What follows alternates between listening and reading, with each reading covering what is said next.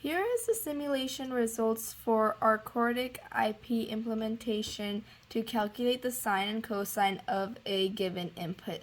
So we have our input A, which is a 10-bit input, out of which the 7 bits are fraction bits, and then we have our outputs here, C corresponding for cosine and S corresponding for sine, which are both 5 bits output, of which 3 of them are fraction bits. So as we can see, our given input right here that's simulated is a decimal value of 2, and here is the binary representation, and then right here is our output, 5-bit output for cosine and sine. So whenever we are looking onto the FPGA boards, we will be looking into the LED lights to display the outputs, and the switches will be our inputs. So now we'll demonstrate it on the FPGA board.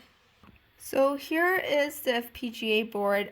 These switches will be used for our input, 10-bit binary input, and this button will be our reset, and we can see that we have 10 LEDs right here. So the first 5 LEDs will be corresponding to our sine output, and the other 5 LEDs will be corresponding to our cosine output. So as shown in the simulation, we will be demonstrating a decimal value too. So I have set my switches accordingly. And now I'll press reset, and as we can see, when I press reset, the outputs are displayed. So we can see that the sine output is 00111, which is what we saw in the simulation, and then the cosine output is 10111.